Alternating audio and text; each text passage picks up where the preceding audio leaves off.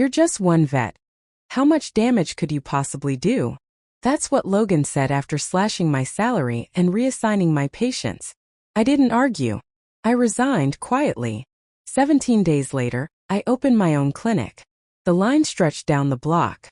A month in, I'd taken 80% of their clients. No ads. Just trust. This is what happens when you underestimate the wrong woman. The man in the fancy suit tapped the screen of his tablet and said, "Your profit margins are too low. And I can see at least 3 areas for immediate cost cutting. Starting with employee compensation." As Logan Pierce, the new regional manager from Bratepaw Veterinary Partners, described how my 15-year tenure at Oakwood Animal Clinic was suddenly worth precisely 70% of my current compensation, I sat across the desk in startled silence. His smile was rehearsed. "Nothing personal, Dr. Langdon. Just business," he added. "We need to align your compensation with industry standards. The name Dr. Emily Carson is mine. At 41, I have devoted my professional life to Lexington, Kentucky's animals. After graduating from veterinary school, I began working in a small family-run veterinary clinic, which eventually developed into something I put my all into. I was responsible for the clinic's transformation from a 2-room operation to the reputable community institution it is today." I calmly responded, "I understand this is a transition period, despite my racing heart. When would these changes take effect?" Logan said, "Next pay cycle," already turning back to his tablet. "We'll need your decision by Friday." We had all been anxious when old Dr. Samuel made the decision to sell the business and retire. However, he had promised to uphold the clinic's principles at Bratepaw. He had stated at the announcement event, "They understand what we've built here." 3 weeks following the sale's completion, I was forced to decide between taking a huge pay cut or leaving the practice that felt like my second home, where I had trained every veterinary technician, where I knew hundreds of pets by name, and where clients specifically asked me to take care of their animals. I said, "I appreciate your transparency," and got to my feet. "I'll have my decision for you by Friday." Logan did not look up as he nodded. "Oh, and Dr. Emily, we're implementing a new scheduling system next week. The training manual is in your email," he called after me as I was heading for the door. I stopped by the reception counter outside his office, where Rachel was updating patient data. She had worked as our receptionist for 12 years, and I could tell by her worried look that she was already familiar with it. Quietly I said, "You too." She gave a nod. 30% cut, plus reduced hours. Aware of the customers in the waiting area, I said, "What are you going to do?" Rachel looked at the families with their cherished pets. A toddler holding a rabbit in her lap, a woman holding a cat carrier, a golden retriever sitting calmly next to an older guy. "I don't know yet," she said, "but something tells me things are about to change around here, and not for the better." A feeling of determination started to grow within me. It was more than simply my pay. This had to do with everything we had created and all we believed in. As I surveyed the clinic where I had dedicated my life, I realized that something needed to be done. Being a good veterinarian, in my opinion, involves more than just having medical knowledge. It's about relationships, both with their human counterparts and, of course, with animals. I had vaccinated puppies and assisted those same canines in crossing the Rainbow Bridge for more than 14 years. I had celebrated miraculous recoveries and sent handmade cards of condolence following difficult losses. Numerous family acquaintances have my cell phone number stored as Dr. Emily for consultations in an emergency. I had pictures of the pets I had treated and thank you notes all over the walls of my apartment. Children's drawings of the creatures I had spared were on display in the refrigerator. These weren't merely customers. They were deep-rooted connections. I questioned Ethan, our newest vet, during lunch the next day. "You've worked with VetCorps before, right?" He joined us 6 months ago at the age of 32, having previously worked at a Nashville corporate firm. He gave a sad nod. 3 years. It always starts the same. Cost-cutting, then efficiency improvements, then pressure to upsell services. I inquired, "And the care quality?" Even though I knew the answer. When he said, "Everything becomes about numbers," he pushed his salad around with his fork and asked, "How many patients you see per hour, how many additional services you sell, how much revenue you generate?" That's why I left. Got tired of being told to recommend unnecessary dental procedures to meet monthly targets. I gave Dr. Samuel a call later that day in between visits. He had retired to a lakeside cabin after 30 years of practice, where he now spent his days writing the veterinary biography he had always talked about and fishing. I had no idea, Dr. Emily, he admitted with a regretful tone. Their representatives assured me they valued the practice's culture. I would never have sold if I'd known. I told him, "It's not your fault. You deserved your retirement. I need to make a decision." He questioned, "What are you thinking?" I paused. I'd been thinking about it, but expressing it out loud would solidify it. "I'm considering opening my own practice." There was a brief quiet on the line. "You should," he remarked in the end. "You've got the experience, the client relationships, and Lexington could use a clinic that still puts care above corporate margins." I sat in my office after we hung up, examining the degrees and credentials displayed on the wall. Many of the clients I've spoken to over the years have told me how happy they were that we're not one of those mass-produced veterinary clinics. There was a knock interrupting my thoughts. Our head technician for the previous 8 years, Laura, was there. "Sorry to bother you, Dr. Langdon, but Mrs. Peterson is here with Baxter. She specifically asked for you, even though she's technically scheduled with Dr. Morris today." I said, "Tell her I'll be right there," and got to my feet. I knew what I had to do as I got ready to examine the 10-year-old beagle I had been taking care of since he was a puppy. The choice no longer solely concerned my pay. It was about holding on to something valuable. I felt more clear-headed on Friday morning than I have in weeks. I had been researching small company loans, equipment expenses, and commercial real estate in the evenings. I had contacted 3 old coworkers who had founded their own thriving practices. It felt more right the more I looked into the possibility. At exactly 9 o'clock, I knocked on Logan's door. He said, "Come in," in a confused tone. When I walked in, he had his back partly to the door and was video chatting with someone. "Dr. Emily, good. Have you made your decision?" he said to the screen before turning to face me. "I'll call you back." I said, "I have," and gave him an envelope. "This is my 2 weeks' notice." For a brief period, his professional mask came off, displaying real surprise. "You're quitting?" "Over a standard market adjustment." "I'm pursuing a new opportunity," I informed him. "And I wanted to inform you properly, with time to arrange coverage for my patients." Logan studied me, leaning back in his chair. "You know, I expected this reaction from some of the support staff, but not from you. You're a senior veterinarian. This is how corporate acquisitions work. Everyone needs to adjust." I answered, "I understand business realities, with caution. And I've made a business decision of my own." With a shrug, he reached for my letter of resignation. "We'll have HR prepare your exit paperwork. I assume you'll be joining another practice." "Something like that," was my evasive response. Like wildfire, word of my resignation went around the clinic. By midday, Ethan, Laura, and Rachel had all managed to snatch me away. As we stood near the filing cabinets, Rachel said, "Is it true?" in a voice that was almost audible above a whisper. "Yes," I said. "My last day is 2 weeks from today." She pushed, "What will you do?" After some deliberation, I chose to tell her the truth. "I'm opening my own practice. I've been looking at a space over on Maple Avenue." Her gaze expanded. She looked around and lowered her voice even more. "Really? She said.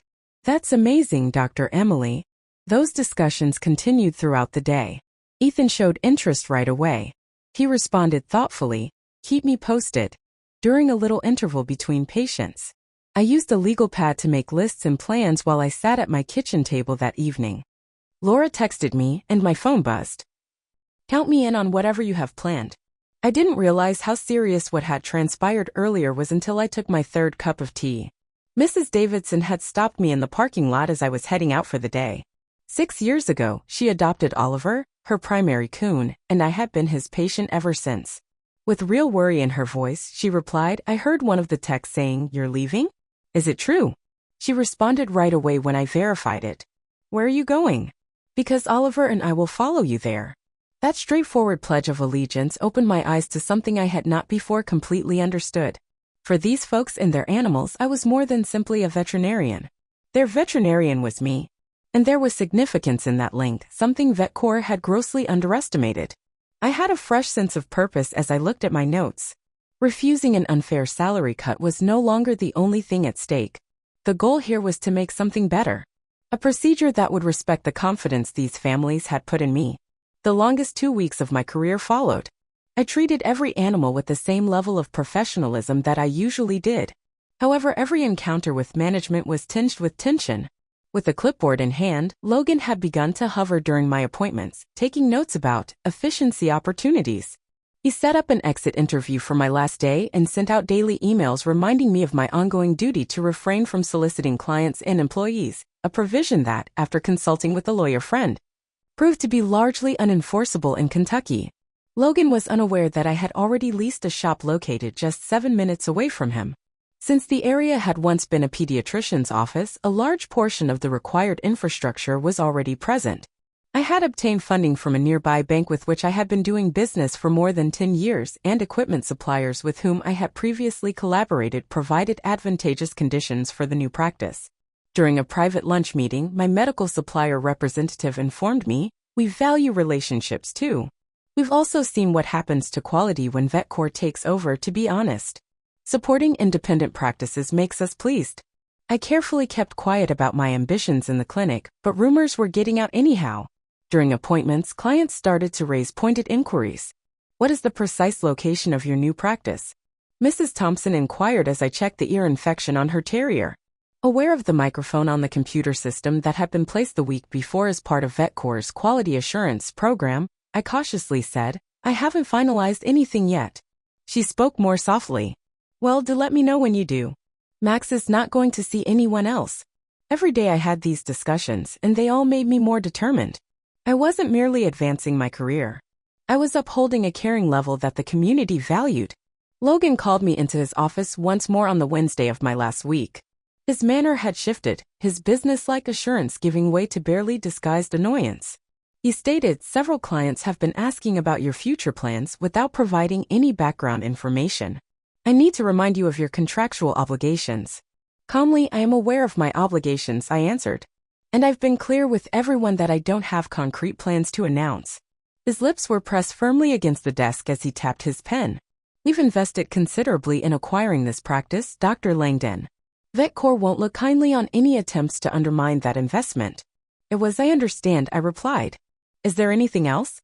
He looked at me for a while. "We're prepared to reconsider your compensation package."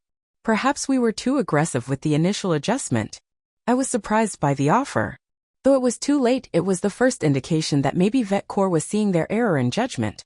My idea for Riverbank Animal Hospital was already beginning to take shape, the equipment had been ordered, and the lease had been signed.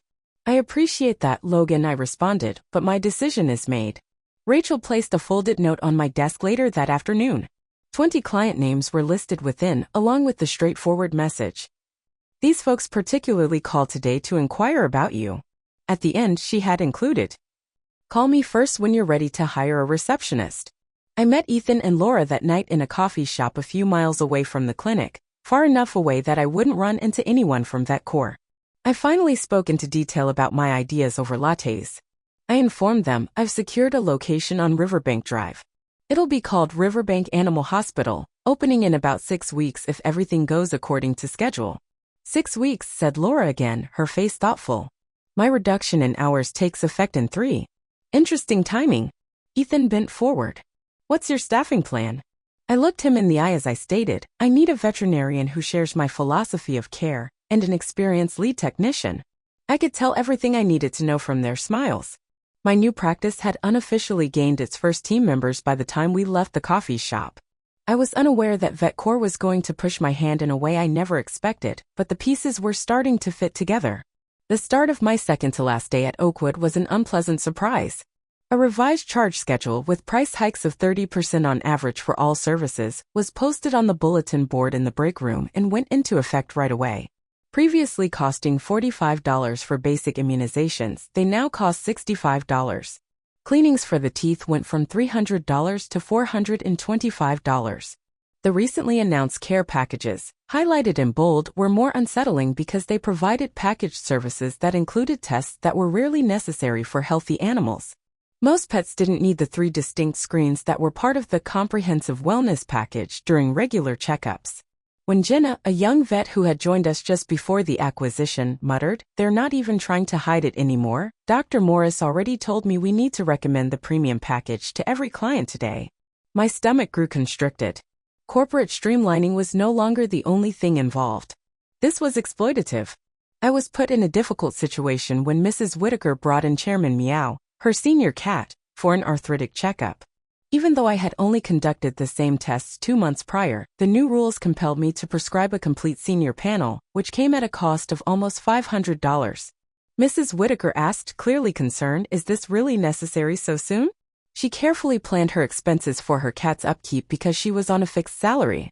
I gave a thorough explanation, saying the new owners have implemented standard protocols, but in my professional opinion, given Chairman's recent normal results, we could wait another 4 months for these particular tests. She appeared relieved, but my concession didn't last long. It appears that Logan had been using the new electronic system to keep an eye on the appointment. Before I could finish the visit, he walked into the examination room. "I'm Logan Pierce, Regional Manager," he introduced himself, grinning rehearsely, "Mrs. Whitaker." I couldn't help noticing that we haven't scheduled Chairman's senior wellness package today. Subtle hints that bypassing these tests was careless, references to identifying issues early, and the final promise of a special one-time discount that still exceeded the true cost of these tests were a master class in pressure tactics. As Mrs. Whitaker eventually accepted, her hands tightening their hold on her pocketbook, I saw her face change from bewilderment to guilt and then to resignation. Logan drew me aside after she was gone. "Dr. Langdon, when we recommend a protocol, we expect our veterinarians to support it fully." I stated, "Those tests are unnecessary right now," in a firm yet quiet manner. "This isn't about healthcare, it's about revenue." He retorted, "This is about standardized care. Your personal attachment to clients is clouding your professional judgment." The ridiculousness almost made me laugh. My personal attachment to clients is called building trust. It's why this practice has thrived for decades. With a disdainful glance at his watch. "Well, thankfully, we only have to manage that approach for one more day." Logan followed me around my appointments and stepped in if I didn't enforce the new procedures vigorously enough for the remainder of the day. I was emotionally spent by closing time. Something I saw while updating Chairman Meow's paperwork chilled me to the bone. An administrative entry in the notes section stated, "The patient will be transferred to Dr. Morris right away. Dr. Langdon is no longer the main vet." The similar shift was found when a few other long-term patients were quickly checked. Before I had even departed, they were reassigning all of my patients. I had trouble sleeping that night. I had intended to go discreetly, give myself some time to establish my new practice, and then inform clients of my new address. However, everything was altered by VetCore's aggressive strategies and determination to take advantage of client confidence. I made up my mind at 2 in the morning. I went down at my computer and composed an email to the attorney who had been assisting me in starting my new firm.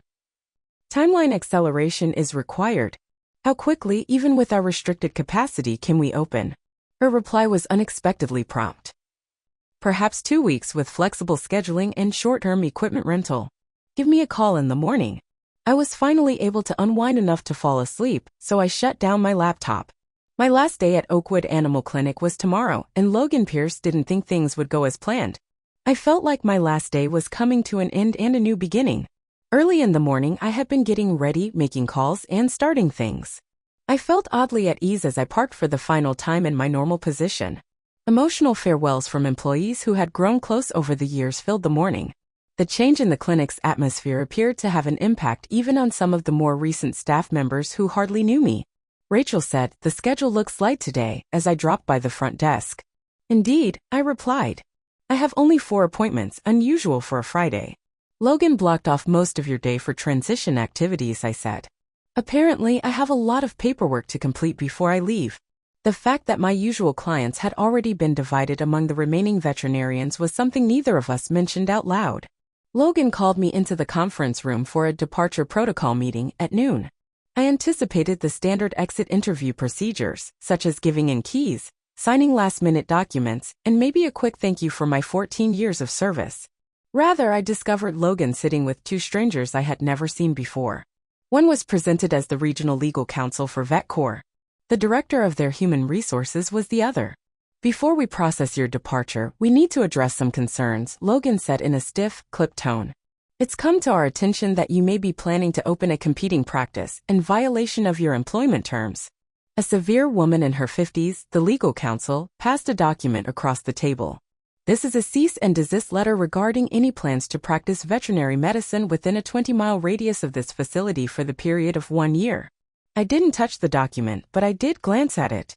I don't recall signing any non-compete agreement. The lawyer said with ease it's incorporated in the transition documents all employees signed when VetCorp acquired the practice. I have copies of everything I signed, and none of those documents contained a non-compete clause, I responded, reaching inside my suitcase. On the table, I put my own file. My lawyer confirmed this yesterday. The room's vibe changed noticeably. The HR director tensed up a little. The assurance in Logan's face wavered. Furthermore, I went on, Kentucky law significantly limits the enforceability of non-competes for medical professionals, including veterinarians, particularly when patient welfare is at stake. The HR director and the lawyer looked at each other. Logan added hastily, we're not here to debate legalities. We simply want to ensure a smooth transition for our clients. Your clients, I gently corrected him. And I agree completely about ensuring their care isn't disrupted.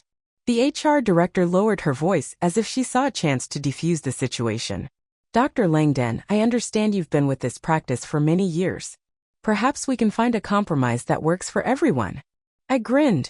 I'm always open to reasonable solutions. After 2 hours of discussions, we came to a straightforward agreement.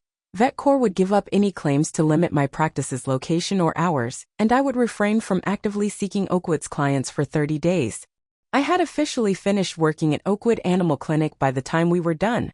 With a mixture of excitement and nostalgia, I gathered my personal stuff, said my last goodbyes, and made my way to my car. My phone rang as I was leaving the parking lot, and it was Rachel's message. I just heard Logan talking to corporate on the phone. She's just one veterinarian, he remarked. What possible effect may her departure have? I composed a brief response to her message while grinning. I suppose we'll discover. VetCorp and Logan were unaware that I wasn't simply walking away. I had already gotten ahead by 2 steps. The wheels were turning and nothing could halt the next step. It was precisely 17 days after my departure from Oakwood when Riverbank Animal Hospital opened. We succeeded despite the ambitious deadline, which called for 24-hour work, temporary equipment rentals, and a skeleton team working double shifts. Ethan became the second vet to join me. After her hours at Oakwood were cut to part-time, Laura joined our team as our lead technician. Citing VetCorp's harsh work climate in her resignation letter, Rachel gave notice on the day the new reception desk was erected. Before a formal debut the following week, our first day was supposed to be a soft opening, an opportunity to test systems with a few appointments. About 20 longtime clients whose pets had continuing medical issues that I had been addressing were the only people I had personally called. When I peered out the front window at 8:45 a.m., 15 minutes before our formal opening, I was astounded to see a line of people and pets stretching down the sidewalk and across our tiny parking lot. With wide eyes, Ethan questioned, "Did you call all these people?" "No," I answered in disbelief. "I only contacted a few with urgent needs." At the front desk, Rachel was already logged into our new practice management system. Her smile was knowing. "I think word got around," she added. Faces we knew flooded in as we opened the doors. Mrs. Peterson holding the beagle, Baxter. 3 rescued kitties with the Garcias. Mr. Johnson and Methuselah, his old tortoise. Clients I had looked after for years, sometimes even decades. Mrs. Peterson said, "We saw on the community Facebook page that you were opening today. No one wanted to miss it." We had more than 70 pets enrolled in our new system by lunchtime. That figure had more than doubled by the time of closing. The message was the same for all of the clients. They followed their veterinarian rather than a company name. The simple acts of support were what really moved me. Customers brought small presents for the new practice, congratulatory notes, and handmade cookies. For lunch, one family even brought pizza for the staff. After a long but thrilling day, we were finally closing the doors that evening when I got a text from a former coworker who was still employed at Oakwood. "There will be an urgent meeting tomorrow morning. The timetable appears to be abruptly empty." The next week was better than I could have imagined. To handle the surge of patients, we soon had to hire more employees and extend our hours. Over 800 pets, roughly 70% of Oakwood's previous clientele, were enrolled in our system by the conclusion of our first month. I was more shocked by how our clients found us than by how many followed us. We had just made a small statement in the local paper and relied mostly on word-of-mouth advertising. Nevertheless, customers continued to come in, frequently stating that they had learned about us from friends, neighbors, or local social media communities. As I was examining her Labrador puppy, one client informed me, "The neighborhood pet groups have been buzzing about your new place. Everyone's talking about how you stood up to that corporate chain." I had no intention of becoming a symbol of opposition to corporate veterinary care, but for some reason, that narrative had gained traction. People talked about their experiences with VetCore's new policies and prices, comparing them to our open and honest costs and personalized care. I had an unforeseen guest 3 months after I opened. My old mentor and Oakwood's former owner, Dr. Samuel, had come to take a look around the new clinic. He replied, "I had to see it for myself," as he looked around with unabashed admiration. "You've created something special here, Dr. Emily." Staff and patients gave him warm greetings as we passed the clinic. Several told him how much they missed him and how pleased they were with the new practice. He gently acknowledged I made a mistake selling to VetCore as the tour came to an end. "I should have approached you first." I smiled and reassured him that everything worked out as it should. Everything came full circle when I got an email later that day. From Logan Pierce it was, requesting a meeting to talk about Lexington's veterinary scene. As I typed my reply, I grinned. "I'm free at 2 p.m. on Tuesday of next week.